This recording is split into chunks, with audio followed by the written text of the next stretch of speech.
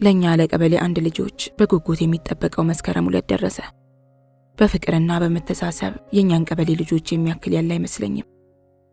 በተለይ እኛ ሴቶች ከወንዶቹ ጋር ሰፈር ውስጥ በተለያየ ምክንያት የተጣላን ቢሆን እንኳን የሌላ ሰፈር ሰው ጫፋችንን እንዲነካን ጎረምሶቻችን አይፈቅዱም። የፍልሰታን ጾም ለ15 ቀን ስንጾም አድርሽኝ የምንለው ማህበር ነበረን። የፍልሰታ ጾም በኦርቶዶክስ ተዋሕዶ ቤተክርስቲያን ድንግል ማርያም ባረፈች ጊዜ አይሁድ ለማቃጠል ሲፈልጉ ተሰወረችባቸው። ቅዱሳን ሐዋርያት እንድትገለጥላቸው ፈልገው ጾሙ፣ ምኞታቸውንም ፈጸመችላቸው። ይህን መነሻ በማድረግ ቤተክርስቲያን የ2 ሰንበት ሱባኤ በቀኖና አውጃለች። በዚህም የጾም ጊዜ በተለይ በጎንደርና በአካባቢዋ አጼ ዩስጦስ ከ1703 እስከ 1707 ዘመነ መንግስት ንጉሱ ወደ ጦር ሜዳ ከመውጣታቸው በፊት ድል አድርገው በሰላም ከተመለሱ ከቤተ መንግስታቸው ወጥተው ከዙፋናቸው ወርደው ሱባኤ ሊይዙ ተሳሉ። ስለታቸው ሲፈጸም ከጾሙ ባሻገር በየቀኑ እየተሰባሰቡ ዘከሩ። አሁን ድረስ ኩታራውም አዋቂውም ወጣቱም እንደ ምድቡ በቀን በቀን ላንዱ እየደረሰ ዳቦና ሻይ ያቀርባል። አዋቂዎቹ ዳቦና ጠላ ያቀርባሉ። በ16ኛው ቀን ልክ እንደ ግንቦት ልደታ ስለት ይገባና ድግሱ ድል ይላል።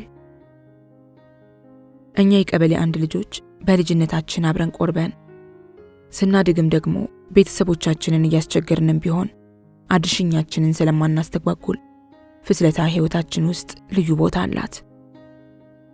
ከፍ ስንል ሁሉም ሰው ኑሮ በመራቸው አቅጣጫ መሯሯጥ ቢጀምርም ለመገናኘት ምክንያት አልጠፋም።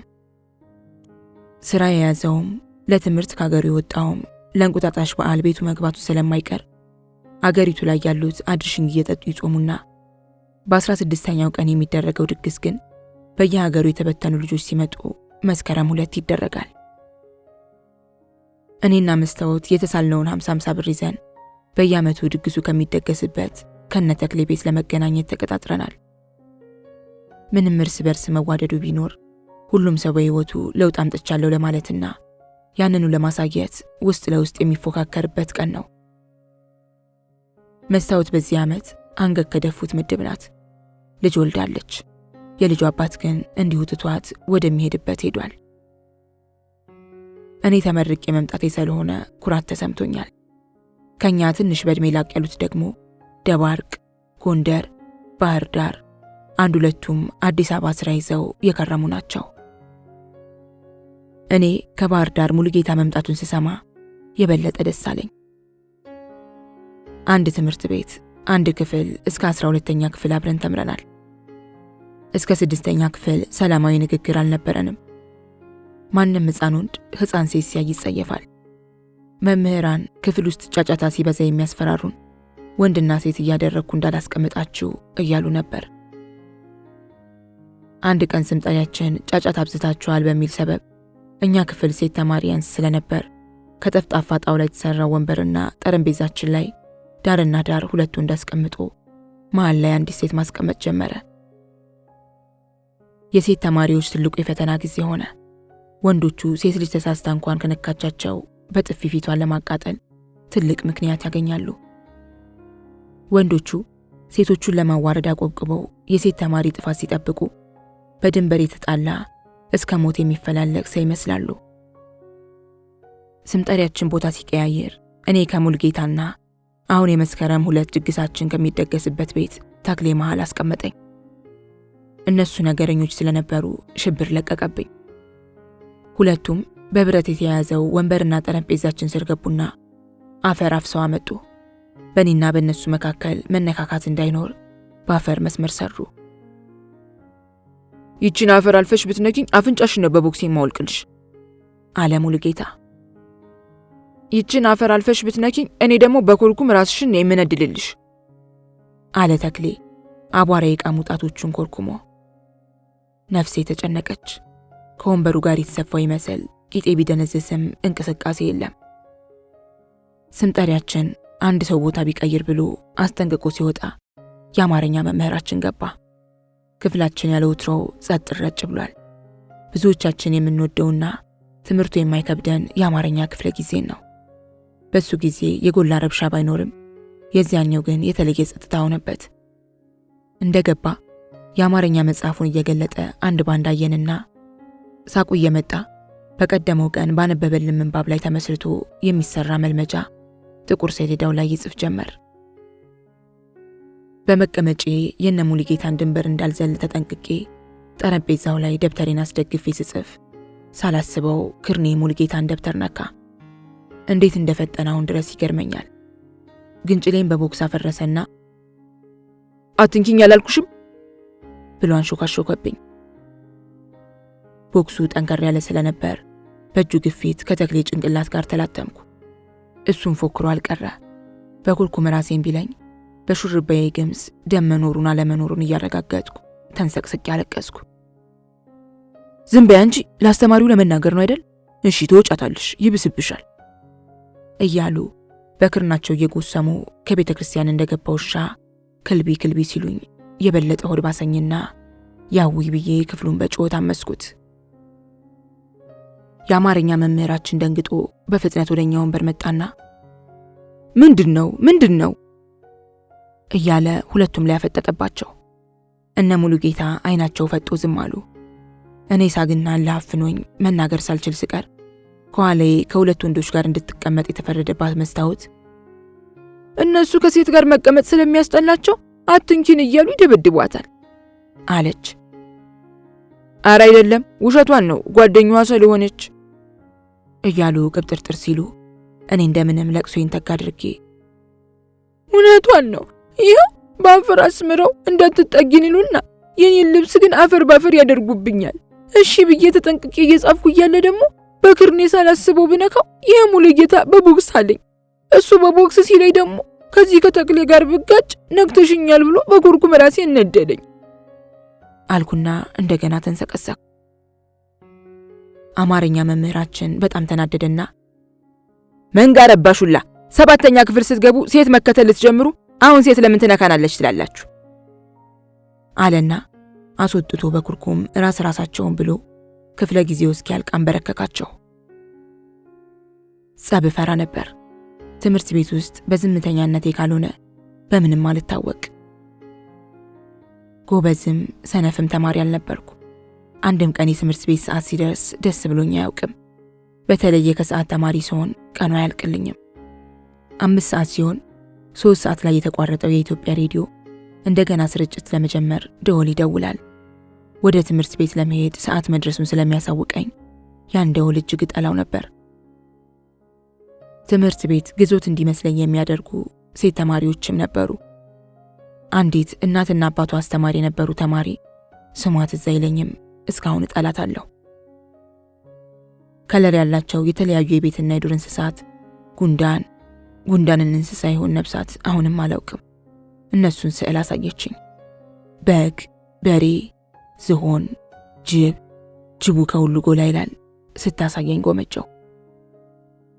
ያዥውና ነጋምጪልኝ አለችኝ። ደስ እያለኝ ተቀበልኳት። ቤት ገብቼ ለወንድሜ ላሳይ ስዕላቱን ብፈልግ የሉም። ከዛን ቀን በኋላ ያቺ ክፉ ያስተማሪ ልጅ ቀን በቀን ስዕሌን እያለች ታስፈራራኛለች። አንዳንዴ እሷን ፍራቻ ትምህርት ቤት ቀርና ብዙ ጊዜ እንደማደርገው አልጋ ስር ተደብቄ እውላለሁ። ለረጅም ጊዜ ሐሳቤም ቅዠቴም ስለ ስዕላቱ ነበር። የሆነ ሆኖ እንደተባለውም የወንድና የሴት ተማሪዎች ጥላቻ ከፍ ስንል ተፈታ።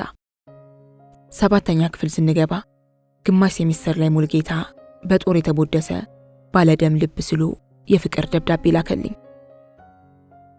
ይህን የልጅነት ትዝታችን ኋላም በታዳጊ ዕድሜው እኔን አፍቅሩ የሆነውን እያነሳን በተለይ በጣም በተግባባንበት 11ኛና 12ኛ ክፍል ላይ ብዙ ቀን ስቀናል። የ12ኛ ክፍል መልቀቂያ ፈተና እንድትፈተንን ግን ብዙ ወጣቶች እንደሚያደርጉት ወክ ለማድረግ ተቀጣጠርን። በፈጥኖቹ ካምፕ አድርገን ወደ ጎማጣ ውሃ ሄድንና ወደ ደባርቅ የሚወስደው መንገድ ድልድይ ላይ ስንደርስ ቁጭ ብለን ማውራት ጀመርን። ወሬያችን የ12ኛ ክፍል የመልቀቂያ ፈተና ውጤት ይመጣ እንደሆነና እንዳልሆነ ከመተንበይ ያለፈ አልነበረም። ጨለማው ላይ ያዝ ማድረግ ሲጀምር እንመለስ አልኩ። እኔ ከተቀመጥኩበት ሙሉጌታ ደግፎ አነሳኝና ስቆም ሳላስበው ሰውነቴ ለሰውነቱ እጅግ ቀርቦ አገኘሁት። አሁን የአፈር ድንበር የለም። በምትኩ የተተከለውን የሀፍረት መጋረጃ እሱ ገለጠው። ወገቤን በአንድ እጁ ይዞ ይበልጥ ወደ እሱ አስጠጋኝና በሌላው እጁ አንገቴን ይዞ ከንፈሬን ሳመኝ። እንደ መጀመሪያ መሳም ደስ አላለኝም። ወይም ብዙ ጓደኞቼ ሲያወሩልኝ እንደነበረው የተለየ ስሜት ሊሰማኝ አልቻለም። ተጠጋግተን ከመቆማችን ትንፋሹ ወዲያው መቀያየሩና አልጌ እንደያዘ ድንጋይ የምላሱ ማሙለጭለጭ አስቀይመውኝ ድጋሚ ሳላገኘው ዓመታት ተቆጠሩ። ሙልጭልጭ አፉን ከየት አመጣው እያልኩ ለብዙ ጊዜ ይገረም ነበር። የሆነ ሆኖ ግን በዛሬው ድግስ የሱ መኖር አንዳች ደስ የሚል ነገር ፈጥሮብኝ ውብ ሆኜ ለመዋል ተዘገጃጀሁ። የባባ በዓል አንድ ቀን ነው። ዛሬ እንደተለመደው በጧት ልብስ ስፌቱ ላይ አቀርቅሮ ማሽኑን ሸረር እያደረገ ነው። እናቴ ለምሳ እንግዳ ጠርታ ወጥ መስራቱን ተያይዘዋለች። ምንም ቢሆን የቀበሌ አንድ ልጅ በመስከረም 2 ቀን ወደ ድግሱ ቦታ እንዳይሄድ አይከለከልም። በሆነ ምክንያት እግድ የተጣለበት ሰው ካለ እንኳን ተሰብስበን ቤቱ በመሄድ ወላጆቹን ደጅ ጠንተን እናስፈቅዳለን። እናቴን ከጓዳ ተሰናብቼ ስወጣ ታዲያ በጊዜ ነው መምጣት፣ ዛሬ ጊዜው ከፍቷል አለችኝ። እሺ አልኩ። በረንዳ ላይ ደግሞ ባባ ቆመኝ። ኧረ በስማም ዛሬ እንዴት ነው ሙዬ፣ ሌላ ሆነሽ የለ አለኝ። የማንን የሸሚዝ አንገትጌ እንደሆነ እንጃ የነተበውን ኮሌታ ወደ ውስጥ ይገለብጣል። አምሮብኛል አልኩት ደስ እንዲለው ፊቱ እየተሽከረከርኩ። ምን ይጨወታል ንግስት መስለሽስ፣ መልክም አለ የባህር አሳ እኮ ነው የምትመስዪው ሲለኝ ሳቄ መጣ። በእኔ ጉዳይ ላይ የባባን ዳኝነት ማመን ከባድ ነው። እኔ ለሱ የተለየው ፍጡር ነኝ። ስለ ቁንጅኔ ከሚለው ይልቅ ግን የባህር አሳ ትመስያለሽ የሚለኝ ያስደስተኛል። አባባሉ ራሴን በሐሳብ ባህር ውስጥ እንደፈለኩ የምዋኝ እድለኛ ሰው ነኝ ብዬ እንዳስብ ያደርገኛል። በቃቸው በጊዜ እመጣለሁ፣ ግን እባክህ እያረፍክ አልኩትና ሌላ ቃል ሳልጨምር ጉዞ ጀመርኩ። ምን ይዤ ልረፍ ልጄ፣ ታናሽሽ መች ራሱን ቻለ ሲል ሰማሁትና ሆዴ ተሸበረ። ግን ዛሬ ማዘን አልፈለኩም። እንደምንም ሐዘኔን ውጪ ከነተክሌ ቤት ለመድረስ ተቻኮልኩ። የነተክሌ ቤት ግቢ በጭስ መታፈኑ ከሩቅ ይታያል። ቀድሞ የተሰበሰቡ ልጆች ስራውን መጀመራቸውን አወቅኩ። ወደ ግቢው ስገባ ሴቶችም ወንዶችም አንድ ላይ ብርሃን ያሉና ጩኸታቸውን ለቀቁት። ዩኒቨርሲቲ ከገባው ጀምሮ ለክረምት እንኳን መጥቼ አላውቅም። ልጆች እያስጠናው በማገኘው ሳንቲም የትም እየዋልኩ አዳሬን ከነ ቤተሰቦቿ በጣም የምትወደኝ ጓደኛዬ ምህረት ቤት አደርግ ነበር። ለምን እንደሆነ እንጃ ቤቴን አልወደውም። ሁለቱንም እጆቼን ዘርግቼ ወደ እነሱ ተንደረደርኩ። መጀመሪያ አቅፌ ውስጥ የገባች መዝገቧ ናት። ቀጥሎ ኒሻን፣ አለሙ፣ ቴዎድሮስ፣ ማሚት፣ መስታወት። ከቀናት በፊት አውቶቡስ ተራ ያገኘሁት ሞገስም አልቀረ። ከሁሉም ጋር ተቃቅፌ ተሳሳምኩ። ኤልሳ ቄንጧ እንኳን በእድሜ ከኛ ከፍ ብትልም የኛ ፍቅር ስለሚያስደስታት ወጥ ለመስራት ተስላ በየዓመቱ አትቀርም። ጭስ ባጨናበሳቸው አይኖቿ እያየችኝ በትልቅ ድስት የተጣደውን ወጥ እያማሰለች ከኔ ጋር ትላንት ተገናኝተናል ብዬ ነው አለችኝ። አዎ አልኩ ፈገግ ብዬ። ብርሽ ነይ እዚህ አለችና ኒሻን የጠፍር ዱካ አመቻቸችልኝ። ኒሻን ከድሮ ጀምራ ብርሽ እያለች ስትጠራኝ ወንድ ሆንኩ ስለሚመስለኝ ደስ አይለኝም። አጠራሯን እንደወደድኩላት ሁሉ ዝም ስላልኳት ግን ዛሬም እንዲያ ብላ ጠርታ አስደበተችኝ። የሰጠች ዱካ ላይ የተመቻቸው እሺ ጓደኞቼ እንደምናችሁ አልኩ። ይህንን ዝግጅት ካልተሳተፍኩ 3 ዓመት ስለሆነኝ ክብር በዝቶብኛል።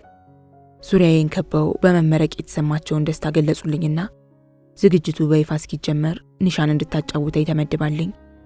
ሌሎቹ ወደ ተፍተፋቸው ተበተኑ። ኒሻን የሰፈራችን ቆንጆ ናት። ቆንጆ ብቻ አይደለችም፣ የሰፈራችን ሴት መጽሐፍ አንባቢም ናት። ከአንደኛ ደረጃ ጀምራ ድርሰት እየጻፈች ከዞን እስከ ክልል ትወዳደር ነበር።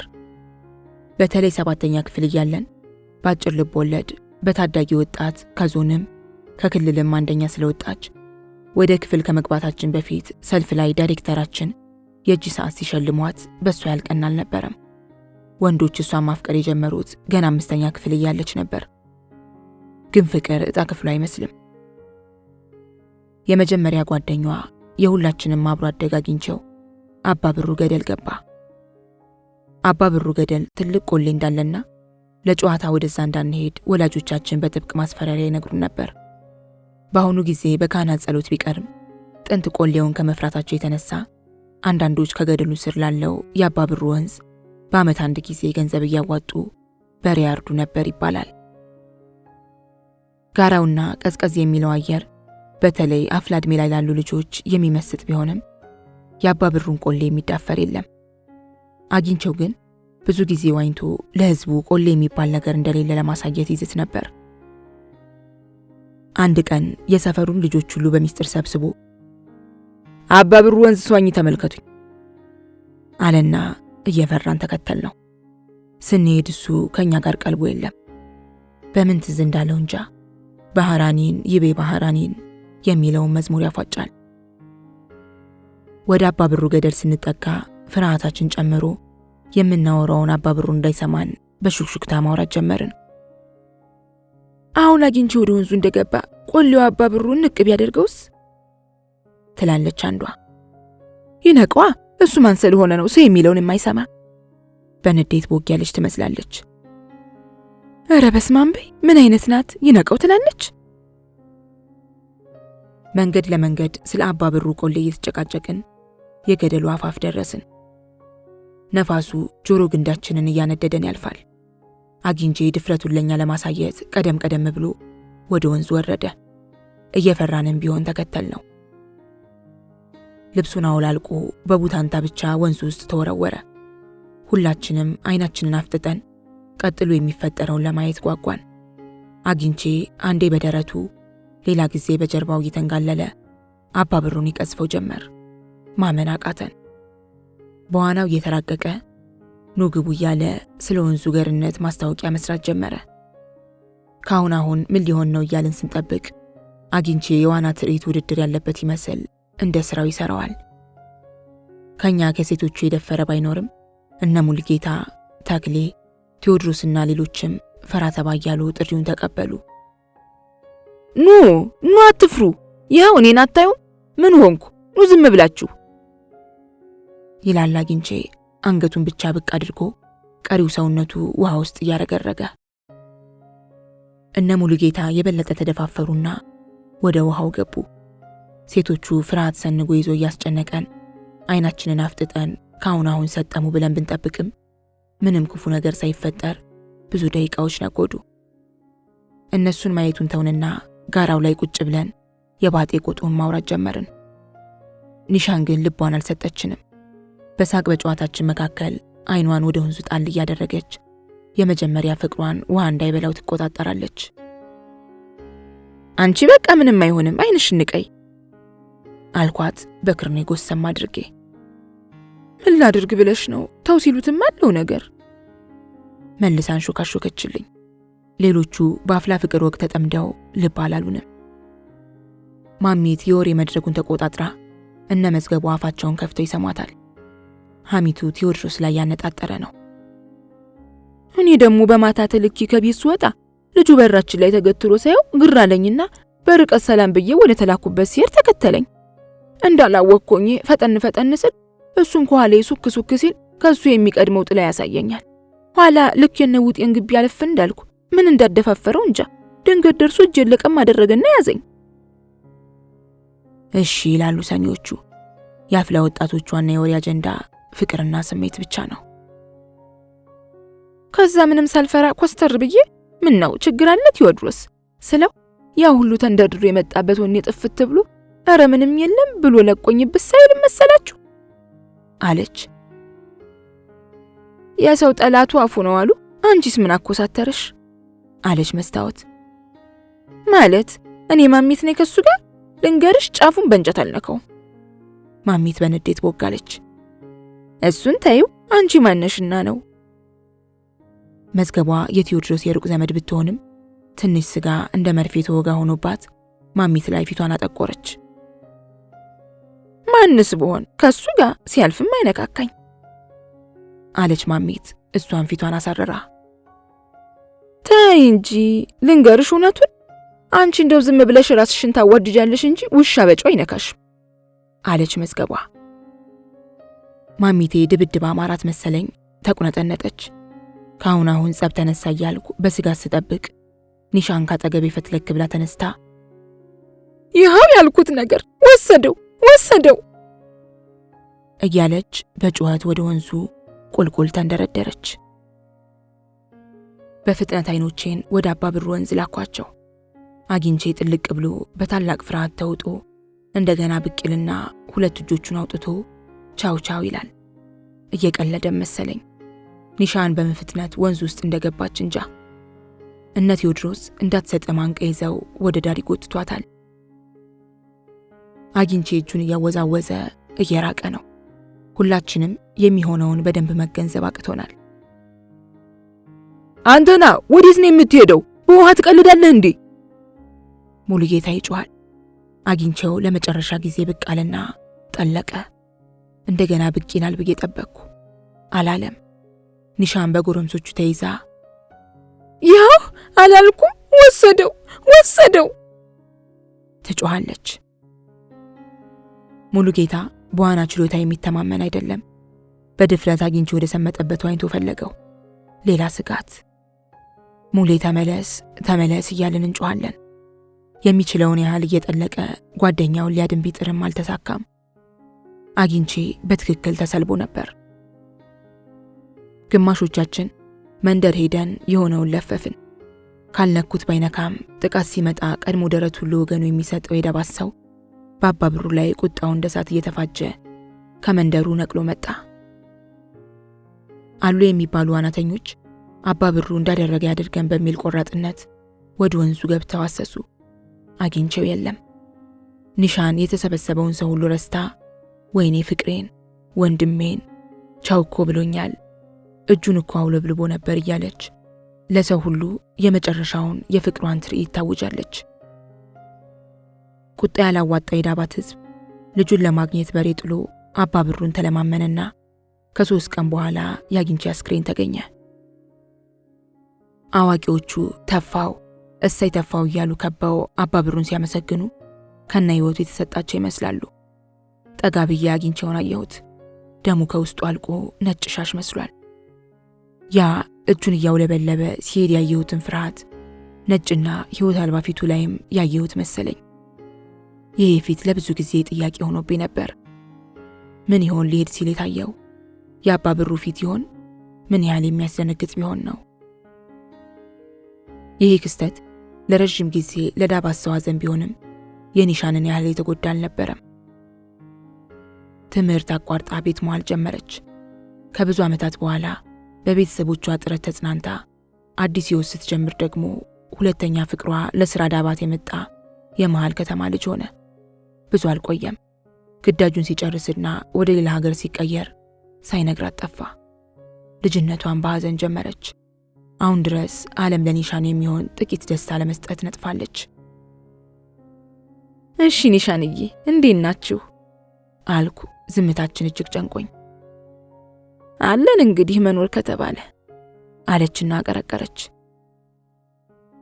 ትምህርቷን ከ8ኛ ክፍል ማቋረጧ ከዳባት አልፋ የትም ሄዳ ለማወቋ እንደ ሌሎቻችን ደመቅ ያለ ልብስ መልበስ አለመቻሏን እያሰብ እኔም ጥቂት ጊዜ አፌ ተለጉሞ ቆየና ሁሉም ነገር ጊዜ ይፈልጋል፣ ዋናው በጤና መኖር ነው አልኩ። ለምን እንደምቀባጥር አላውቅም። ወጌ ኒሻንን አላስደስታትም። ግን ምን በይበይ እንደሚለኝ እንጃ። ደርሼ ያልቀጠሩኝን መካሪ ሆንኩ። አንቺ ብቻ ራስሽን ጠብቂ እንጂ ቆንጆ እኮ ነሽ አልኩ ደግሞ። ኒሻን ዝም ብላ ስታየኝ ቆየችና መቼም አላለልኝ ከዘሬ ቁይልኝ ያለ የቸገረው ገበሬ እስኪ ተይኝ ብላኝ እኔን ሽሽት ወደ ቤት ወንበር የሚያስገቡ ሰዎችን የምትረዳ መስላ ሄደች። እውነቷን ነው። የኔ ምክር የትኛውን ቁስሏን እንደሚያከም እርግጠኛ ሆኜ ነው በላይ ያጣደፍኳት። ስለሷ ተመስጬ ሳስብ አንድ ሰው አይኖቼን ጨፍኖ ካወቅሽ እኔ ማን ነኝ አለኝ። ድምጹን የቀየረ ሰው በመሆኑ አይኔን የጨፈነኝን በቀላሉ ማወቅ አልቻልኩም። እየሳኩ 2 እጆቼን ወደ ኋላ ሰድቼ እግሮቹን ዳበስኩ። ሰው በቅልጥሙ ለዚያውን በዳሰሳ እንዴት ይታወቃል? ማን ነው ተናገሪ፣ ካላወቀች እንዳትለቃት። ሌሎቹ ልጆች ተንጫጩ። ትንፋሽን ሰብስቤ ከዳበሳ ወደ ማሽተት ተሸጋገርኩ። እንደ ውሻ አንድ ያወቅኩትን ጠረን አረሳም። ሙሌ ብዬ ጮኩ። ሁሉም በአንድነት ሳቁ። አይኖቼ ነፃ ወጡ። ትንሽ ያደናገረኝን የኔን ብዥታ ታግሼ በደንብ ማየት ስችል ወደ ኋላ የዞርኩ። ጸጉሩን የምወድለት ፈገግታ የሚያምር ወጣት ቆሟል። ዘልዬ ተጠመጠምኩበት። እንደ ልጅነታችን ያፈር ድንበር መስራት የለም። እቅፍ።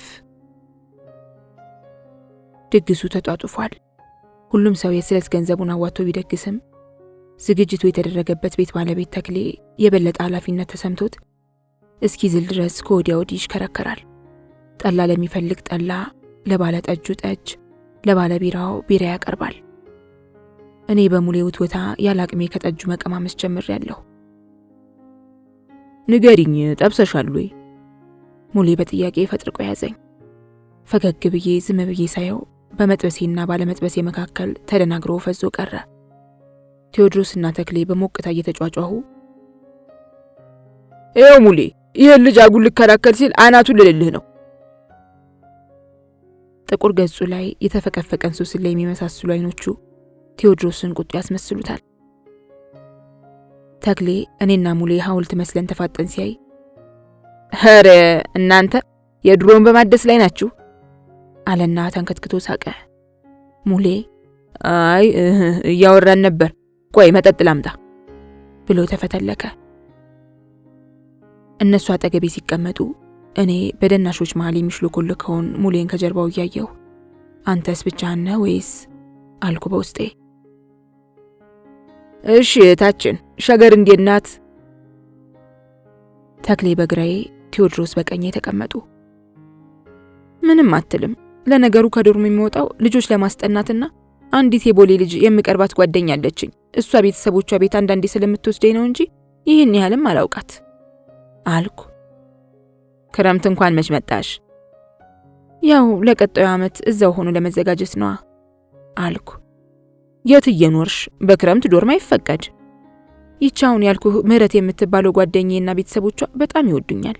እነሱ ቤት ከሷ ጋር እያደርኩ ቀን ግን እነሱ ጥሩ ቢሆንም እኔን ይከብደኛል። ልጆች አስጠናና በአንዱ ላይብረሪ ገብቼ ሳጠናውዬ ማታ ሄዳለሁ። እድለኛ ነሽ። የከተማ ሰው አይወድም ሲባል እንሰማለን። እቺ ለምና ቤቷ የምትወስድ ጥሩ ልጅ ናት አለ ቴዎድሮስ። የክፍለ ሀገር ሰው ሲሄድባችሁ አሉ አዲስ መሬት መጣበነ ይላሉ። የተክሌ ሞቅታ በሳቅ ነው መሰለኝ የሚገለጠው። አሁንም ተንከትክቶ በሳቅ ሊፈርስ ደረሰ። እንዴ ሆዳም ናቸው ማለት እኮ ነው አልኩ። እሬን በእንዴ ከለወጥኩ ቆየሁ። እና ታዲያ ቴዎድሮስ ሳቁን አቋርጦ ለጠቀና ደሞ አሉ እንግድነት ስትሄድባቸው ሻንጣህን በክፉ አይን እያዩ ቤታቸው የገባህለት መቼ ልትሄድ አስበሃል ይሉሃል። አይ ምናምን ቋጥረህ ይዘህ ከሆነ እንኳን 3 ቀን ያከብሩሃል። አንተ ጥሩ ፊት አየው ብለህ 4ኛ ቀን ልደር ያልክ እንደሆነ ግን ቀን ስራ ስለሚውሉ ጦምህን ትውላለህ። ሲመጡ በላለው ብለህ በተስፋ ታመሽና ሰዎቹ በማስታጠቢያ ውሃ ሞልተው ብዙም ሳይቀርቡህ ያችን የውሸት ፈገግታ ብልጭ አድርገው ትበላለህ ቀለል ብሎ ታደር ሲሉህ አንተም ራስህን ላለማስገመት አረ ቀለል ብሎኝ አድራለሁ ትላለህ። ወደ ሀገር ስትመጣ ታዲያ ከብት ሲልሰው እንዳደራሙ የጨው ቀለ ትታያለህ ሲል ተክሌ ሁላችንም ሳቅንለት። ቀልዱ ግማሽ እውነት አለው። የመጀመሪያ ዓመት ተማሪ ያለው ባባ የዘመዱን ስልክ ቁጥር ሰጥቶኝ ቤታቸው አንድ እሁድ ሄድኩ። ኮልፌ ትልቅ ግቢ ውስጥ ይኖራሉ። የባባ ዘመድ ወይዘሮ ወሰንየለሽ ትባላለች። በስልክ እንዳገኘኋት ተርበትብታ አሮጌ ዴስክ መኪናዋን እየነዳች ዩኒቨርሲቲ በር ድረስ ስትመጣ የተተፋ ምራቅ አይደርቅም። ትልቅ ሰው መሆኗን ሳይ ባባ ልጅ እያለ ከሀገር እንደወጣች ያጫወተኝን አሰብኩ። ዋላ አንቺን የምታክል ልጅ አድርሷል። ጉድ ነው። አይ ኑሮ እኛን እንኳን ለያይቶን ቀረ አለችኝ። የመኪና መንገዱን እያየች ስለምታወራኝ አይኖቿን ማየት ባልችልም ከድምጿ ያዘነች መስሎኛል። ዋላ አሁን ምን ይሰራል አለችኝ። ያው ልብስ ስፌቱን ብዬ ዝም አልኩ። አዎ እናትሽን ያኔ ሽፍታ የቀማው ጊዜ አንቺን ብቻውን ሲያሳድግ አባረሩት እንጂ እኮ በጥበቃም ቢሆን ግብርና ነበር ይሰራ የነበረው አለችና ወደኔ ዞር ብላ እናትሽስ ደህና ናት አለችኝ። ደህና ናት። አዲስ ሰው ፈራለሁ። ሴትዮዋ እኔን በማግኘቷ ደስ እንደተሰኘች ባውቅም ቶሎ ዘና አላልኩም። አባትሽን የምወደው በወንድምነቱ ብቻ እንዳይመስልሽ። እኔ ከሱ በእድሜ ብልቅም በቤተሰቦቼ እጅ ላይ ስላለው ተንደላቅቄ ነበር የምኖረው። እሱ የሚያስተምረው ባያገኝም ያገኘውን ስራ እየሰራ የጎደለኝን ያሟላልኝ ነበር። እኔና እሱ የአንድ አያት ልጆች ነን ስትል ባባ ስለ ወላጆቹ በልጅነቱ መሞት ስለደረሰበት እንግልት ሁሌ የሚያወራኝን እያስታወስኩ ሰማታለሁ። በልጅነቱ እኛም ቤት ሌሎች ዘመዶቻችን ቤት ቢንከራተትም አልተመቸው። አንዴ ከጓደኞቹ ጋር ጠፍቶ አዲስ አበባ መጣ። በእግሩ እኮ ነው አለችና ዞር ብላየችኝ። ደስ እንዲላት የተገረመ ፊት አሳየዋት እንጂ እሷ ስለ አባቴ ከኔ በላይ አታውቅም። ግን እዚህም አልሆነለትም። እንደገና በእግሩ ዳባት ተመለሰ። መቼም ወላጁ የሞተበት ሰው ችግር ነው። ያም ሌባ እያለ አላስጠጋ ሲለው ስትል ሳቄ መጥቶብኝ እንደምንም አፈንኩት። አንድ ቀን ባባ በልጅነቱ እሳት የላሰ በግ ሌባ እንደነበር ያጫወተኝ ትዝ አለኝ። ከሰው ቤት ስንከራተት አመሌን አከፉት። ምንም ሳልሰርቅ ሌባ ማለት ጀመሩኝ። ሳልዋሽ ቀጣፊ ይሉኛል። ከዚህ ሁሉም አልዘርፍ አልኩና እንደኔ የተከፉ ልጆችን ሰብስቤ ሌሊት ማድባት ጀመርኩ።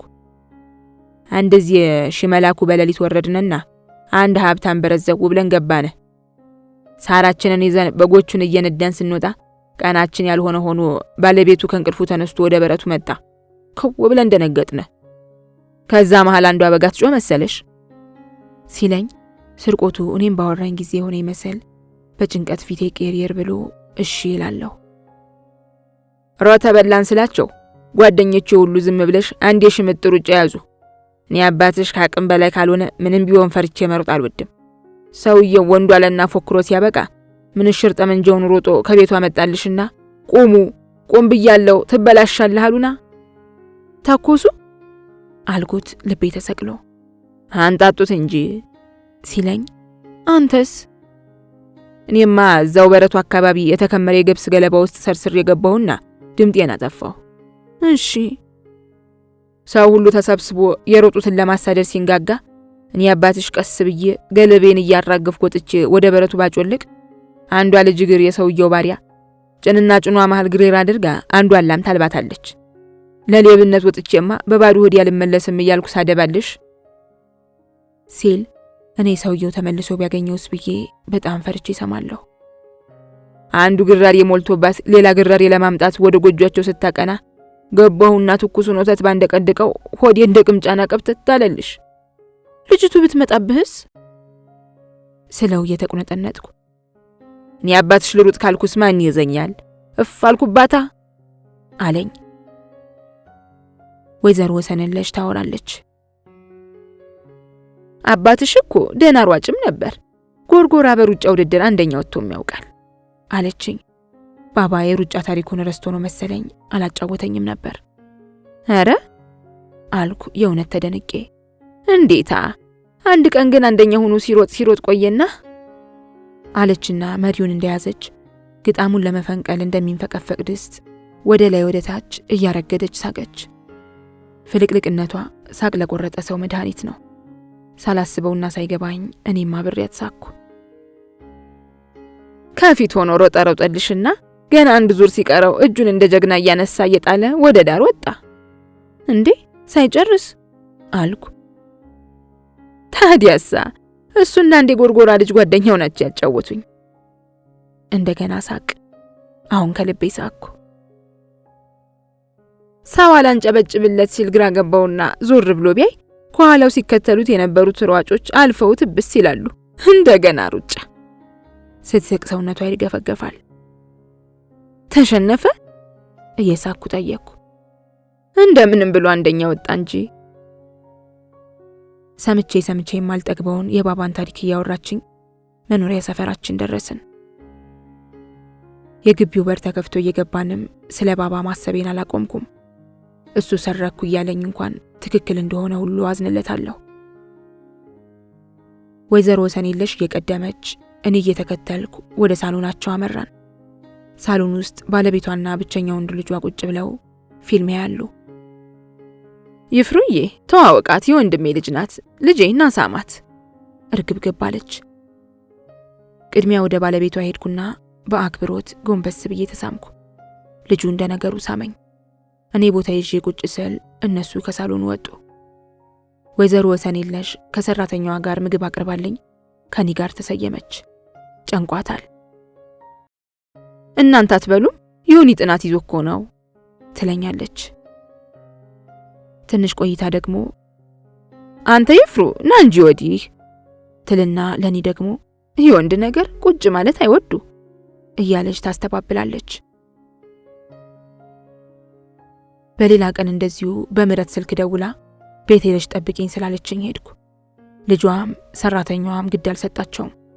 ባለቤቷ ሳሎን አብሮኝ ተቀምጦ ቴሌቪዥን ይመለከታል። ወይዘሮ ወሰኔለሽ እስክትመጣ ከ20 ደቂቃ በላይ አልሆነም። በዚህ ደቂቃ ሰውየው ከ10 ጊዜ በላይ የሚስቱን የትውልድ ሀገርና ዘመድ አዝማዱን ወረፈ። ይህን ጨዋታውን እየሰማው ወይዘሮ ወሰኔለሽ መጣች።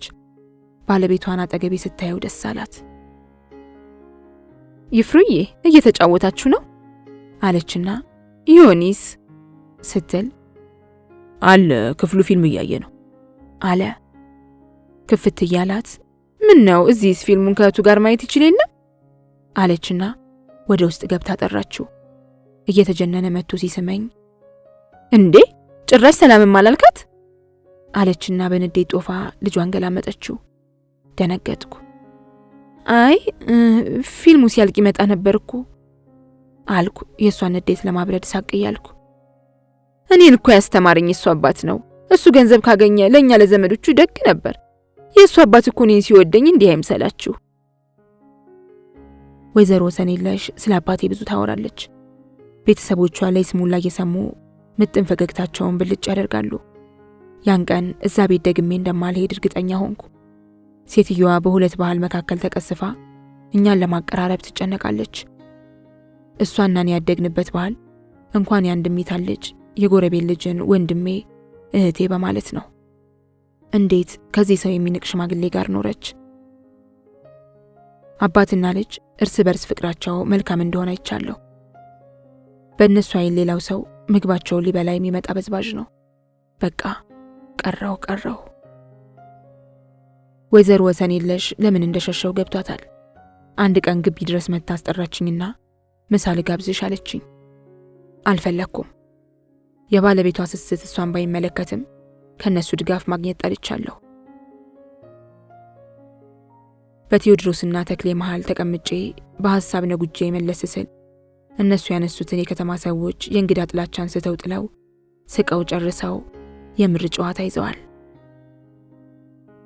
አንተ ልንገርህ አትረባም፣ ሙት የሞትክ ነህ ይላል ቴዎድሮስ አይኖቹ የበለጠ ፍመው። አይ እንግዲህ ይህን የተቋሚ ሐሳብ ጭንቅላት ውስጥ እያስገባህ አታድርቀኝ ሲል ተክሌ የፖለቲካ ወሬ እንደጀመሩ ገባኝ። እኔ እኮ ያንተ ካድነት ከምን የመጣ እንደሆነ ነው የማይገባኝ። የዚህም መንግስት አንድ መልካም ነገር ልትነግረኝ ትችላለህ? ቴዎድሮስ እልህ እያንተገተከ ይጮሃል። ይህን የመናገር ነጻነት እኮ ያገኘኸው በኢህአዴግ ነው አለ ተክሌ። ለዚህ ነዋ ጋዜጠኛ በማሰር ሀገራችን ግንባር ቀደም የሆነችው። ተክሌ ቢራውን ጎንጨት ብሎ አይ እነሱ አሸባሪዎች ናቸው። ተክሌ በዳባት ወረዳ አስተዳደር ጽሕፈት ቤት ከፍ ያለ ስልጣን እንደተሰጠው ሰምቻለሁ። አንተ ምን አይነት ሙሊት ነው የሞሉህ? እንደነሱ ጋዜጠኞቹን ሽብርተኛ ስትል ትንሽ አታፍርም? ሌላ ይቅርና ተወልደህ ያደግክበት ሀገርህ በእድሜህ ምን ለውጥ አመጣች አለው። ሀገር ሰላም ከሆነች ምን ትፈልጋለህ? በአሁኑ ሰዓት ወጣቱ እንደፈለገ ወጥቶ እንደፈለገ ይገባል። ቀይ ሽብር የለ ነው ሽብር የለ አለ። የኢህአዴግ ደጋፊ ነኝ ያለ ሁሉ ስለ ኢህአዴግ ሲያወራ ስለ ደርግ የግዛት ዘመን አንስተው የሚያነጻጽሩበት ምክንያት አይገባኝም። እሳት ካየው ምን ለየው? አሁንስ ምን ለውጥ መጣ? ኢህአዴግ እኮ እንደ ተራ የመንደር ሰው ቂም ቋጥሮ ሀገርን ያህል ነገር የሚያኮራርፍ ተራ ድርጅት ነው።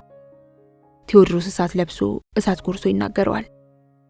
እስከማውቀው ድርጅቱ ለልማት የቆመ ነው ሲል ተክሌ በዚህ ጊዜ ከጭፈራው ትታ ከመጠጡ የምትደፍረው ኒሻን መታ አጠገባችን ተቀመጠችና የወሬያችን ተካፋይ ሆነች።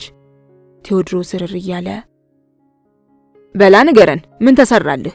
አንተ የተማርክበት አንደኛ ደረጃ ትምህርት ቤት ያለምንም እድሳት የግድግዳው ምርጊት ፈራርሶ እንጨቱ ካሁን ወደቀ እያሉ ታናናሾች በስጋት ይማራሉ ሲለው፣ ኒሻን ደግሞ እና ሕክምናውን የተሻሻለልን ሆስፒታል ተገነባ፣ ጤና ጣቢያ ተሻሻለ።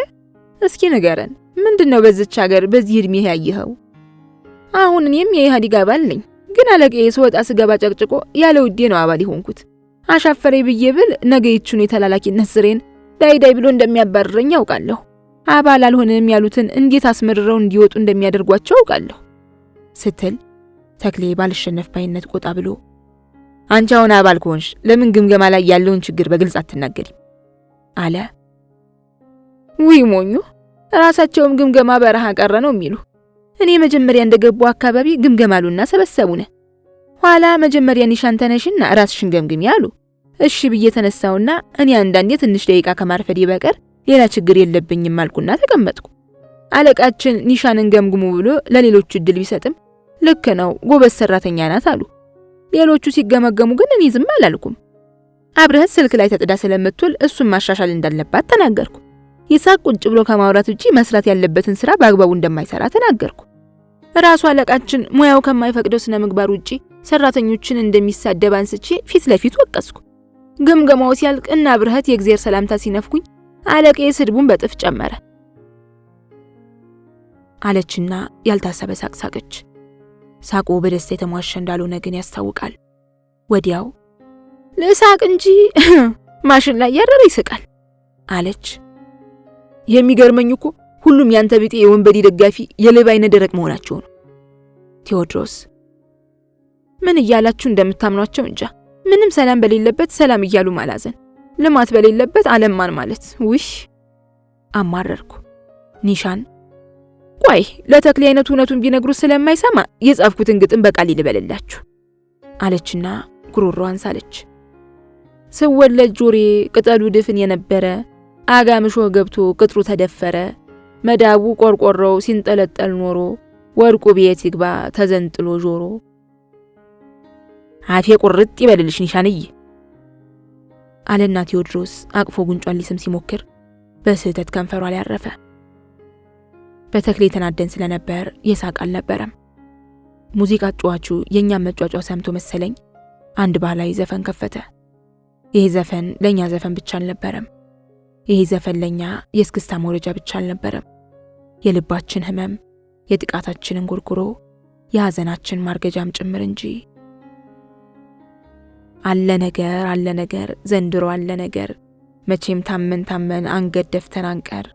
አረሱት የሆመራን መሬት፣ አረሱት የመተማን መሬት፣ የአርማጭሆን መሬት፣ ያውም የኛን መሬት፣ ያውም የኛን ዕጣ። እነሱ ምን ያርጉ ከኛ ሰው ሲታጣ። እንዴት ባለ ፍጥነት ሁሉም ሰው እንደተነሳ አላውቅም። ከስክስታ አዋቂዎች ጀምሮ እስከ አደናጋሪዎቹ በስሜት ተዋጡ። ቴዎድሮስ ከፋሲል ደሞዝ ጋር እኩል ይዘፍናል። አራገሬ አማነሽ ወይ ጎንደር የናጅሬ አገር። ቤቱ ድልቂያ በድልቂያ ሆኗል። ቁጭ ብዬ ሐዘናችንን በዘፈናችን ውስጥ አየሁ። እላችን ሞልቶ ሊፈስ ምን ያህል እንደቀረው ለካው። ቴዎድሮስ በስክስታውም አይታማም። ደረቱ ብቻውን ሰፊት ላይ እንደሚተረተር ጥሬ ተርገፈገፈ ወደ ታች የሚተም ይመስላል። ተክሌ ዘግየት ብሎ ተነሳና መሃል ገባ። ባንገቱ እያሰከሰከ ወደ ቴዎድሮስ ጠጋ ሲል ቴዲ ወዲያውኑ ጀርባውን ሲሰጠው አስተዋልኩ። ለምን? እየዘፈንኩ ቀስ ብዬ በሰዎች መሃል ሾለኩና ልክ አይደለም አልኩት ቴዲን። ምን እያልኩ እንደሆነ ስለገባው በስክስታው እየተፎካከረኝ አውቃለሁ ይህን ዘፈንማ ከሱ ጋር አልዘፍንም አለኝ። ድምፁ ይቆራረጣል። አረሱት የሆመራን መሬት፣ የአርማጭሆን መሬት ይላል ዘፈኑ። ተክሌ ከሰው ለመመሳሰል ፈንጠር ብሎ ብቻውን ያረግዳል። በእርግጥ ተክሌ ወያኔ ለመደገፍ ምክንያት የለውም፣ ግን ምንም ይሁን ልክ አይደለም። ይሄማ እንደነሱ ወንክ ማለት ነው አልኩ። መቼም እንደ ጓደኛ ተክሌ የምወደው ልጅ እንደሆን ታውቂያለሽ፣ ግን መጽሐፉ የተቀደሰውን ለሪያዎች አትስጥ ይላል ሲል ከልቤ ሳኩ። ስቄ ግን ሐሳብ ገባኝ። ዳባት በኢህአዴግ መንግስት ከካርታ ውጪ እንደሆነች እያወቀ ለነሱ መንግስት የሚያጎበድድ ሰው ባንዳ መባል ሲያንሰው ነው። እምነት የለሽ ከሃዲ ሪያ መባል አይበዛበትም። እሱ የራሱን ጥቅም ለማስከበር ወገኑን የከዳ ሰው ነው። እሱ ከኛ ተለይቶ ህመማችን አይሰማውም። ውርደታችንን እንዴት እንደጸጋ ቆጠረው። ሁሉም በደል እንደኛው አይቷል፣ ሰምቷል። ግን እንዴት እንደኛ አልተሰማውም። እሱ ልጃቸውን በግፍ የገደለ ባለስልጣን በጥቅም ያልደለላቸው የእምቢባዮቹ ልጅ አይደለም። ሆኖም ተክሌ አብሮ አደግ ወንድማችን ነው። ዘፈኑ ሲያልቅ ጭብጨባው፣ ጩኸቱ ቀለጠ። ከደረቴ ላይ ልብሴን እያነሳውና እያፈረጥኩ ቅዝቃዜ እየሸመጥኩ ቁጭ አልኩ። ተክሌም ከመቼ ዘፈኑ ባለቀ ሲል የቆየ መሰል ተንደርድሮ አጠገብ የመጣና ቁጭ አለ። ግንባሩ ላይ የሌለውን ላበት እየጠረገ ቴዲ እኮ ችግር አለበት፣ ከሱ ጋር ልዘፍን ስል ፊቱን አዞረ አለኝ። ደግሞ ይህ ዘፈን ሲጀመር ከመቀመጫ ያልተነሳ የማርያም ጠላት የተባለ እኮ ነው የሚመስለው አለ። ዘፈኑማ የኛ የተገፋ ነው፣ በገዛ ቀያችን ባይተዋር የሆነው ህዝባዊ መዝሙራችን ነው። ለምን እውነት አወጣ ብላችሁ ሰውየውን ከደበደባችሁ በኋላ የምን አብሮ መስፈን ነው አልኩ። ማንን አለኝ። የምለው እየገባው ስለጠየቀኝ አልመለስኩለትም። ከቀመሰ በኋላ አረረረ ብሎ የዘፈነው ለዛ ነው አሉ አለና ተክሌ ሳቀ። አሁን እኔንም አናደደኝ። ሀገር በግፍ ስትሸነሸን፣ የሰዎች ክብር ሲደፈር ሳቅ ከየት ይመጣል? ቴዎድሮስ መጣ። ልንገርህ፣ ቅድም ያልተጠየቅከውን ይህ መንግስት ከደርግ ይሻላል እያልክ ስትደሰኩር ነበር። ጌታው ደርግ እኮ አንድ ጊዜ ሱዳኖች ወደ ድንበራችን ቢጠጉ ወታደሮቹን ልኮ የነሱን ድንበር አልፎ ገብቶ የነሱን ብዙ ሄክታር የበቆሎ እርሻ አጭዶ የሚያበላ በሀገር ከመጣህበት የማይደራደር መንግስት ነበር አለው። ባካ ሀገር አትበል፣ ደሞ ደርጊያን ሁሉ ወጣት እየጨፈጨፈ። ተክሌ ተነጫነጨ። አይ አሁን ነው ግድያ የቀረው? እንደው ሌላውን እንተውና በ1997 ዓመተ ምህረት የተገደሉት አዳጊ ወጣቶች ምን አጥፍተው ነው? እንደ ኢትዮጵያ ቴሌቪዥን ባንክ ሲዘርፉ ነው በለኛ። ቴዎድሮስ ተንጨረጨረ። ምንም በግሌ በዚህ ዘመን ሰው በሰላም ወጥቶ በሰላም ይገባል ሲል ተክሌ፣ ልክ ነህ፣ የሚቆረሰው መሬታችን ሀገርህን ካሰፋ ምን ሐሳብ አለብህ አለ ቴዎድሮስ። ደነገጥኩ። ምን ማለትህ ነው? የትግራይን አላውቅ፣ የተወለድኩ እዚህ አለ ተክሌ። በረከትም ጎንደር ቀበሌ 1 ነው የተወለደ ብሎ ቴዎድሮስ ካስቀመጠው ጃኬት ሲጋራ አውጥቶ ወደ ደጅ ወጣ። ኒሻን ቴዲ እኮ እውነቱን ነው፣ ገና ለገና የትግሬ ዘር አለብኝ ብሎ ሐቅ ይከዳል አለችኝ። እኔና ብዙዎቹ አይናችን ፈጧል። ምንም ይሁን ምን ተክሌም አብሮ አደጋችን ነው። በዚህ መሃል የፋሲል ደሞዝ ዘፈን አለቀና የኤፍሬም ዘፈን ተተካ። ሰው ሁሉ ደክሞ ጥግ ጥጉን ሲይዝ ሙሌ ብቻ እየደነሰ ወደኔ መጣ። ኤፍሬም ናፈቅሽኝ ገላዬ የመጀመሪያዬ እያለ ነበር። ሙሌ እያሉ ሁሉም መጮህ ጀመሩ። ናፈቅሽኝ ገላዬ የመጀመሪያዬ። ተነስተን እንደንስ እንዳይለኝ ባይኔ ገላመጥኩት። አልደፈረኝም። ፊት ለፊት የቆሞ ከዘፋኙ እኩል እየዘፈነ ይደንሳል። ትግሬ ዘር ስላለብህ ነው ሊለኝ እኮ ነው ሲል ተክሌ ከጆሮዬ ገባ። ዘር ማለት እውነትን የሚያስክድ በጭፍን የሚያስወግን ህመም እንዳለው ብዬ አሰብኩ። የሁሉም ሰው ትኩረት ወደኛ ስለሆነ ይሄ ጉዳይ ለጊዜው ከሐሳቤ ጠፋ። ሙሌ ማለታቸውን ተውና ብርሃን እያሉ ተንጫጩ። ተነስቼ ከሙሌ ጋር ካልደነስኩ የሚለቁኝ አልመሰለኝም። ሳልወድ በግድ ተነሳው። ሙሌ ማፈሬ ስለገባው ቶሎ አቀፈኝና ፊቴን አንገቱ ስር ወሸቀልኝ። በደስታ ያላፏጨና ያላጨበጨበ የማርያም ጠላት የተባለ መሰለ። ሲነጋ የማታው ጠጅ ራሴ ላይ ቤቱን ሰርቶ እንደ አዲስ ወፍጮ ይወቅረኛል። በደንብ ሞቅ ብሎኝ እንደነበር አስታውሳለሁ።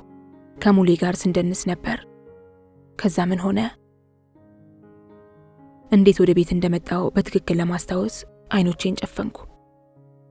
ነቃሽ ብርሃኔ? እናቴ ቡና አፍልታ ተጠብቀ ይኖራል። ተኝቼ ማሰቡን ትቼ እናቴን ተከተልኳት። ነቃች እቺ ሰካራ አለች ትሁኔ እየሳቀች። የዕለቱን የቡና ተርቲም ከኛ ቤት የጀመሩት እናቴ፣ እትሁኔ፣ አስሊካና ጫቅሊት በተዘረጋው ፍንጃል ዙሪያ ከበዋል። ወንድሜ 3 ሰው ከሚያስቀምጠው የገመድ ሶፋ ላይ ጋደም ብሎ የህንድ ፊልሙን በጠዋት መከስከስ ጀምሯል። ትናንት ደግሞ ማን ያልሰከራለ? የኔዋ እንኳን አራስ ልጇን ጎልታ እኮ ነው ከነ ብርሃኔ ጋር ስታብ ያመሸችው አሉ አስሊካ። አራቴ በጊዜያቸው ይደሰቱ እንጂ አለች ትሆኔ። ጥሎባት እኔን የሚያስነካ ነገር የመሰላትን ሁሉ ቀድማ መከላከል ትወዳለች። የኔዋስ ቢሆን ማሚት እኮ ባፏ አንዲት ነገር ቀምሳ አታውቅም። ትናንት ምኑን እንዳቀመሷት እንጃ ወደ ቤቷ ሲያደርሷት ፊቷ ሁሉ ሉጥ ብሎ ምን እንደምትመስል ኧረ ባረደጃ ነው አለች ጫቅሊት። ማሚት ትናንት ላፍታ እንኳን እንዳልተቀመጠችና ከደናሹም ከስክስታ ወራጁም ጋር ስታብድ እንደነበር አስታወስኩ። ቡናው ደርሶ ባባ ወደ ቤት ሲገባ ደነገጥኩ።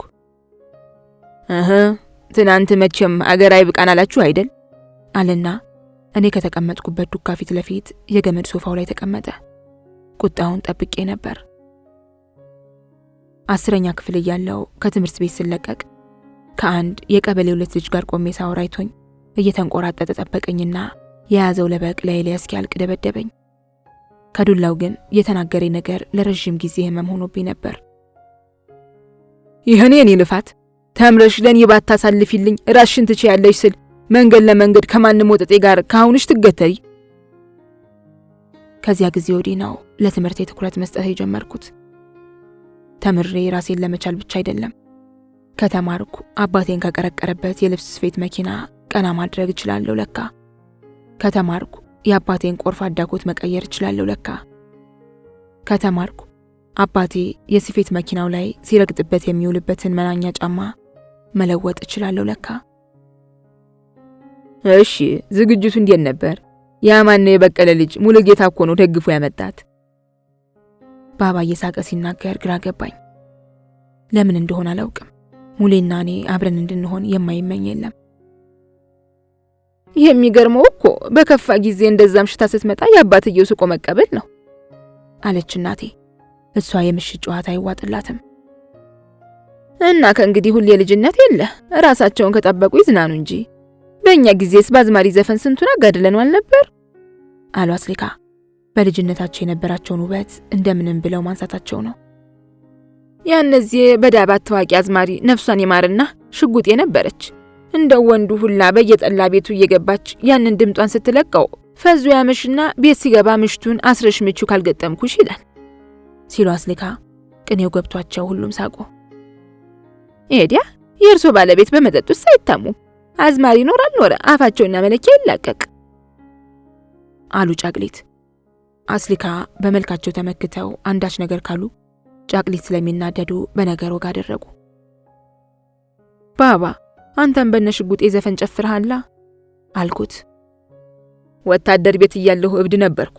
ያንዚህ እናንተም አልተወለዳችሁ ለምንም አልጨነቅም ነበር። ሽጉጤ እኮ ታዋቂ የሆነች ከዛ ወዲህ ነው። እኔው ካሴቷን ቤቴ ሰዎች አምጥተው ሰማው እንጂ እናንተ ከተወለዳችሁ በኋላ ወዲህ አልል አለኝ። ድሮ ግን እብድ ወታደር ነበር ካሉ አስሊካ ጨዋታው ከራሳቸው ባል ስለወጣ ተደስተዋል። ከፈስ የተጣለው እብድ ነበርኩ እንጂ ደሞ ለሴት መክፈል አልወድም አለ ባባ። እንዴ ታዲያ ያላገቡ ነጣሄት ይገኛል አሉ ጫቅሊት። አባቴ ብዙ ጊዜ በስራ ስለሚጠመድና ስለማይጫወት ሲያወራ ሁሉም አፋቸውን ከፍተው ይሰሙታል። የኦጋዴን ጦርነት ጊዜ ባላሰብነው ጊዜ አንዲት ትንሽ መንደር ላይ ጦሩ ተበተነ። ስንቅ የለ ማደር የለ። ባለፈው የደርግ ወታደር እንደሆነው በየመንደሩ በየሰው ቤት እየለመነ ማደር ግዴታ ሆነብን። ገንዘብ ያለው ሴተኛ ዳሪዎቹ ጋር እየተኛ ያውሪራት ከመሆን ዳነ። እኔ ደግሞ አንድ ወንድሜንና አሁን አዲስ አበባ ከሄደች ብዙ አመት የሆናት ዘመዴን አስተምርም ረዳም ነበር። እኔና ወሰን የለሽ ያንድሜታ ልጅ ነን። በእርግጥ የሷ ቤተሰቦች የተንቀባረሩ ነበሩ። ታዲያ ግን አለ ትምህርት ግድ አልነበራቸውም። እኔ ከደሞዜ ላይ ብር ለሷና ለወንድሜ ቆርጥ ነበር። ለሁለት ሰው ስትቆርጥ ላንተ ምን ቀረህ ስል ተገርሜ ወታደር ቤት እየበላ እየጠጣ 5 ብር ከተከፈለው መቻነሰው አሉ አስሊካ። መቸገርስ ያኔ ቸግሬ ነበር። ከሷም አጠራቅሜ እኮ ለአንድ ገበሬ ወንድሜ በሬ ገዝቻለሁ አለ ባባ። ለዘመዱ እኮ እንዲህ አይምሰላችሁ አለች እናቴ። እሷን አግብቶ እኔ ከተወለድኩ ጀምሮ ቤቱን ማለቱን እያወቀች ለዘመዶቹ ማለቷ የሚስቶች ሁሉ ግዴታ ስለ ባላቸው ዘመድ እንዲህ ማሰብ ይሆን እንዴ ብዬ እንዳስብ አደረገኝ። ባባ ውጭ አይቅበጥ እንጂ ፊቱ ለእንግዳ ፈገግተኛ ነው። ሰው በልቶ የጠገበ አይመስለውም። እሺ አንተ ታዲያ ገንዘብ ከሌለ ከወጋዴን ስትመለሱ የታደርክ? አሉ ጫቅሌት። ገንዘብም ስላልነበረኝ አንዲት ብቻቸውን የሚኖሩ ሴትዮ ያገኘውና ለነፍስ ብለው እንዲያሳድሩኝ ወደ ጎጆአቸው ጠጋ ብዬ ጠየቅኩ። ለካሳቸው ሰውነታቸው ባልቴትነታቸውን አሳበቀባቸው እንጂ የወንድ ፍላጎታቸው ገና አልሞተም ሲል ባባ እኔ አፍሬ ወዲያ ወዲህ ማየት ጀመርኩ። ካደርክ እንደማንኛውም ሴት የምትጠቀመውን ተጠቅመህ የምትከፍለውን መክፈል አለብህ አሉኝ እየተሽኮረመሙ ሲል አቤት እግዚኦ እንደው እኮ እየጨማመረ ነው እንጂ አሉና ስልካ የሚያምር ሳቃቸውን ለቀቁት። እራ የቀበጥሽ ናት ያለፈ ነገር አይደል ምን አስዋሸኝ። ይሄ ፊታቸው በእጆቹ የጉንጩን ቆዳ እየጎተተ እንዲህ ወርዶ ተንጠልጥሎ አፍንጫቸው ራሱ ከቦታው ተነቅሎ ይዋልላል። እናቴ ሳትቀር እየሳቀች ትሰማዋለች። እንግዲህ ምን አማራጭ አለኝ ብዬ ስንት ይሉታል አልኳቸው ሲል ኧረ ባረደጃኑ ምኑን አለች ትሆኔ ምኑን እንደሆነ እያወቀችና እየሳቀች። አይ እንግዲህ አሰማሽ ዝም ብለሽ ስሚ።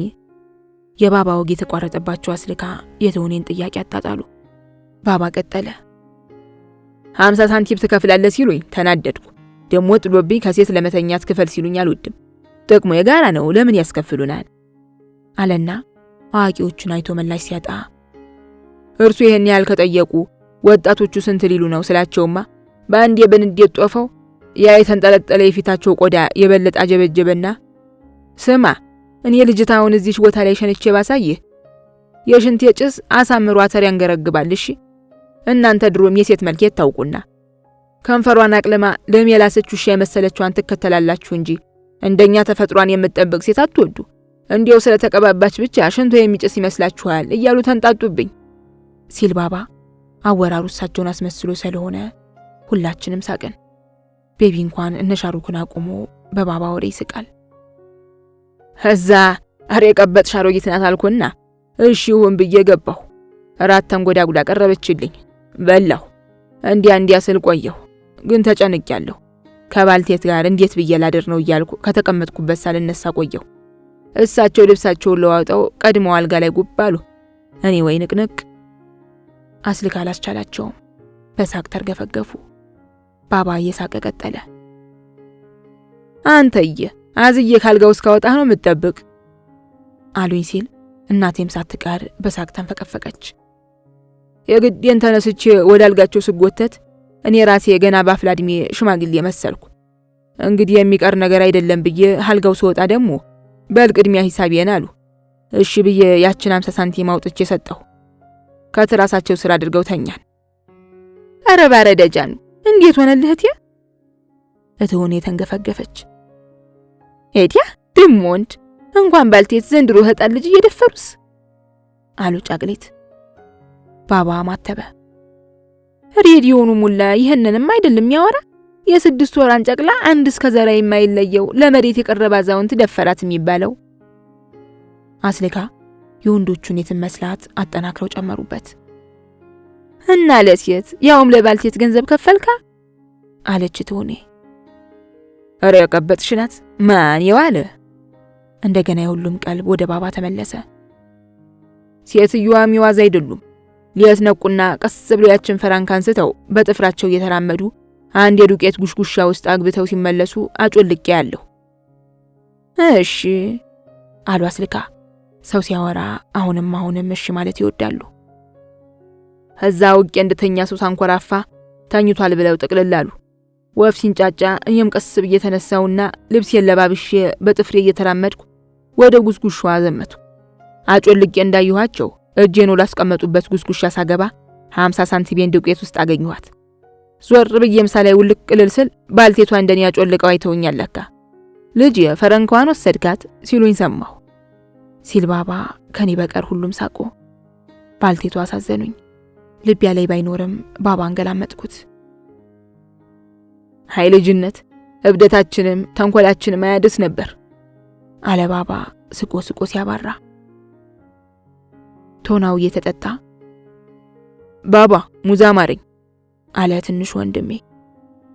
ጧት አንዷ መጋረጃ ሰፍቼላት የሰጠች ገንዘብ አለና ባባ ከደረት ኪሱ ገንዘብ አውጥቶ ለእናቴ እየሰጣት፣ በይ ቡኑን አክተሚና ሄደሽ 1 ኪሎ አምጪለት ካማረው ልጅ ይብላ እንጂ ለሱ አይደለም መለፋ አለ። እንደው እኮ መቼም ይሄ ልጅ ማያመጣው የለ ትናንት ደግሞ ምን አለ ስትል እናቴ ሳልሰማው ቀጣዩ ሰለቸኝ። እኔ መቼ ደርሼ ባባን ከዚህ መኪና ስፌት አላቅቄ አይል መሰላችሁ ስትል፣ አረ እነሱ ራሳቸውን በቻሉልኝ እንጂ ስለኔ ባልተጨነቁ መቼም ለኔና ላንቺ አላንስ አለ ባባ ትክዝ ብሎ።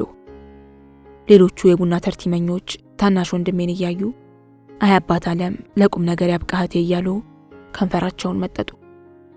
ወንድሜ ወደኔ አይቶ ፈገግ አለና ያቆመውን የሻሩካን ፊልም ቀጠለ። በዚህ መሃል የሆነ ሕፃን ከወደደች ስሜን ጠራ። ነጠላ ጫማዬን ለብሼ በፍጥነት ወጣሁ። ካጓጉሎ ሊገላግለኝ የመጣ የመላእክ ድምጽ መሰለኝ የሕፃኑ ጥሪ።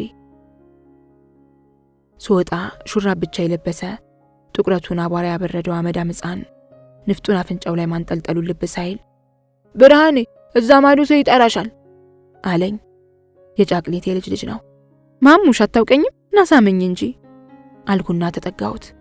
ጥሎብኝ ወንድ ሕፃን ከሆነ ልቤ ወደሱ ይጎተታል።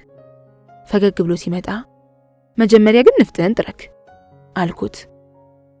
በፍጥነት እጅጌውን ሰብስቦ ጨበጠና መሃል ክንዱ ላይ አፍንጫውን ደቅኖ በሹራቡ እስከ እጁ አንጓ ድረስ ሞዠቀው።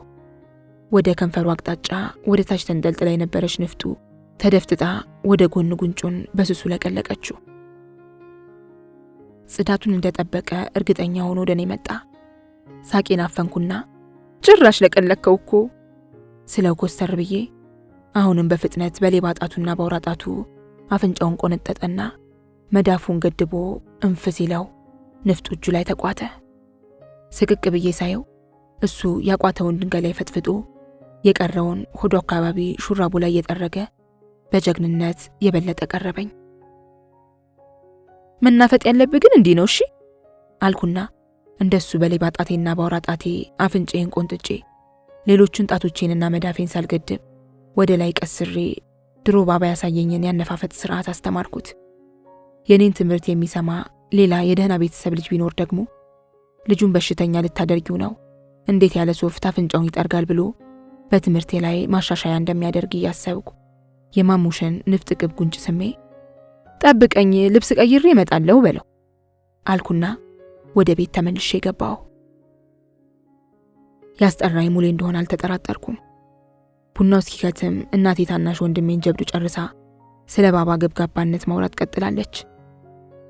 ዛሬ እንደው እንዴት እጃቸው እንደተፈታ እንጃ እኔ እኮ አንድ ነገር የፈለኩ እንደሆን ስትል፣ አንቺም እንደ ልጆቹ ልሁንቴ የኔና ያንቺ መዝናኛማ ልጆቻችን ለቁም ነገር ሲደርሱልን ነው። እኔ እኮ ነገ አንድ ነገር ብንሆን ዛሬ የምንሰራትን ካልቆጠብኩ እንዳላቸው ሰዎች ያገኘናትን ብንመነዝር ምን ትሆናላችሁ ብዬ እንጂ መዝናናት ጠልቼ መሰለሽ እያለ ባባ ይሁዱን ለማስረዳት ይጥራል። አባቴ የነፍሱን ሀቅ ተናግሮ ለማሳመን ሲጥር አንዳንዴም የእናቴን ወቀሳ እንዳልሰማ ሲያልፍ ስንት ጊዜ ሰማሁ አየሁ፣ ሰልችቶኛል። ቶሎ ቶሎ ለባበስኩና ለወጣ ስል እንዴ ወዴን ነው አለና ባባ አስቆመኝ። ኒሻንሻይን ጠጣ ብለኝ አልኩ። ከመሸ ከምትወጣስ አሁን ደረስ ብላ ብትመጣ ይሻላል አለች እናቴ። የአባቴን ፍቃድ አይኖቹን እያየው ከፊቱ ፈለኩ። በይ ተሎ ነይ ደግሞ ምሳሳት ቤት ተደፍተሽ እንዳትይ አለኝ። ተፈተለኩ። ልክ ነበርኩ። ሙሌ ከአስፋልቱ በታች እጆቹን ኪሱ ከቶ እየተንጎራደደ ሲጠብቀኝ አየሁት። አቅፎ ሳመኝ። በመጠኑም ቢሆን በትናንትና ምሽት ሁኔታ ያፍሬያለሁ።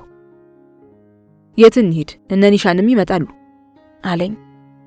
ኒሻንና ማን? እኔ እንጃ፣ አንተ ያልከው ቦታ እንሂድ አልኩ። ቄስ የሻይ ቤት ሆነን እንጠብቃቸውና ሲመጡ ተመካክረን ወደ አንዱ እንሄዳለን አለኝና ወደ ቄስ የሻይ ቤት መራኝ። ተከተልኩት።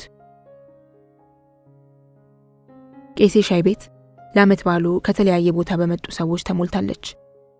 የፋሲል ደሞዝ ካሴት ተከፍቶ አንዳንዶቹ ከሱ ጋር አረረረ እያሉ ይንገፈገፋሉ።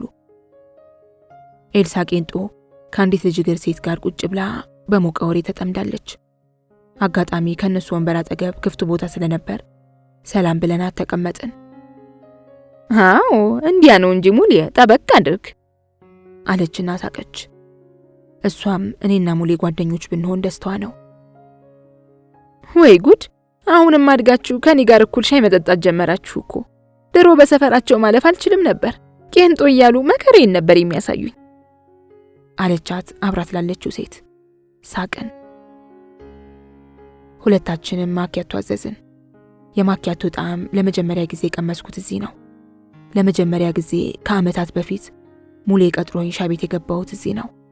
ለመጀመሪያ ጊዜ ኬክ የበላሁት እዚህ ነው።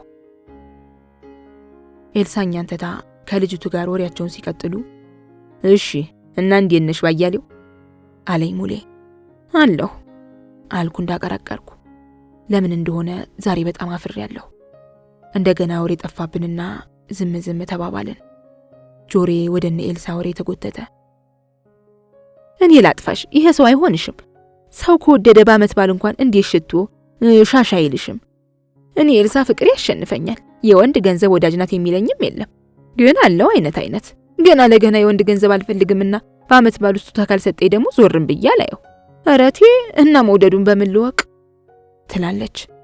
ሙሌ እንደን እየሰማት አይመስልም። የእጅ ስልኩን ያለ ሙያ መጠቅጠቅ ጀምሯል። መውደድም ይወደኛል አለች ልጅቱ። የጭ እኔ እንዲህ ያለ ነገር አልወድም። እሺ ባለፈው ፋሲካ ምን ሰጠሽ? ምንም። በቃ እኔ ልንገርሽ፣ አይወድሽም። ዝም ብለሽ ጊዜሽን አታቃጢ።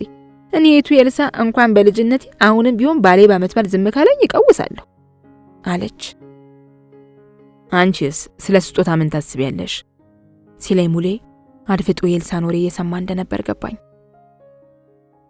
ለመጀመሪያ ጊዜ 12ኛ ክፍል እንደጨረሰን ባስሊቆስ ወንዝ አፋፍ ላይ ቁጭ ብለን የሰጠኝ የፀጉር ጌጥ ትዝ አለኝ። በጣም ደስ ብሎኝ ነበር። ጥሩ ነው አልኩ በደፈናው። ጥሩማ ጥሩ ነው፣ ግን ለፍቅረኞች ስጦታ መለዋወጥ ግዴታ ነው ብለሽ ታስቢያለሽ? ያንቺን ሐሳብ ነው የጠየቅኩሽ አለኝ። እንደኔ ፍቅረኞች ስጦታ ካልተለዋወጡ አይዋደዱም ብዬ አላስብም። ግን ስል ሙሌ አቋርጦ ይሳቀ። ደንግጬ ዝም ብዬ አየሁት። በቃ ይቺ ግን የምትያት ነገር አትቀርም አይደል? የተስማማሽ መስለሽ የሆነ ነገር ትይና ግን ብለሽ ታፈርሻታለሽ አለኝ። አይ ለማፍረስ ሳይሆን ስጦታ የማይለዋወጡ ሰዎች አይዋደዱም ማለት አይደለም። ግን ስጦታ የበለጠ እንደሚያቀራርብ አስባለሁ። አንድ ሰው ሲወድህ መውደዱን ስለነገረ ልታውቅ ትችላለህ። ስጦታ ሲሰጥህ ደግሞ የበለጠ ፍቅሩን ያደረጀዋል። ማለት ስጦታው ፍቅር ያመጣል ማለት አይደለም። የማትወደው ሰው እንቁ ከሚሰጥህ የምትወደው ሰው መዳብ ቢሰጥህ ያስደስታል። የምትወደው ስለሰጠህ አይደለም። ሲሰጥህ ግን ሰጪው ላንተ ያለውን ፍቅር ከቃል ባሻገር በግዑዝ ነገር ሊገልጥልህ እንደፈለገ መረዳት አለብህ። ንግሥት ማክዳ የሰለሞንን ጥበብ ሽታ ስትሄድ ባዶ እጇን አልሄደችም። ለንጉሱ የሷ ገንዘብ ሀብት አይጨምርለትም። የሷን ፍቅር ግን ከንግግሯ በላይ ይገልጥለታል። እሱ ልክ እንደዛው ወደ ሀገሯ ስትመለስ ብዙ ስጦታ ሰጥቷታል። እሷ የሱ ቸርነት ስለሚያኖራት አይደለም፣ ያለውን መልካም ስሜት ለመግለጽ ነው እንጂ አልኩ። ሙሌ በዝምታ ሲሰማኝ ቆየና እና እኔ ትናንት በአዲስ ዓመት ዋዜማ ሲል ገና ካፉ ነጠቅኩና እኔ እንዳለው አታውቅም ነበራ? ደሞ እኔም ብሆን መስጠት ይጠበቅብኛል። አሁን ለሴቶች የመቀበል ዘመን አልፏል ብዬ ሳኩ።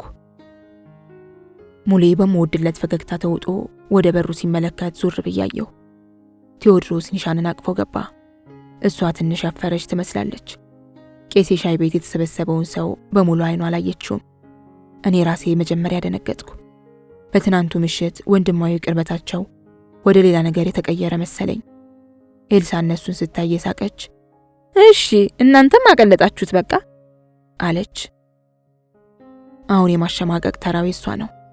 ኒሻን የበለጠ ስታፍር ሳይ የኤልሳ ግምትም ሆነ የኔ ጥርጣሬ እርግጥ እንደሆነ አወቅኩ። አብሮ አደግ ስለሆኑ የነሱ አብሮ መምጣት የሚያስገርም ነገር የለውም። ሀፍረትን መሽኮርመምን ምን አመጣው? እነ ቴዲ መቀመጥ አልፈለጉም። ወንዶቹ ከፊት ሲቀድሙ እኔና ኒሻን ከኋላ ተከተልን። አንቺ ምንድነው? ተንሿከኩ። ኒሻን ፈገግታ እየቀደማት በቃ አለች።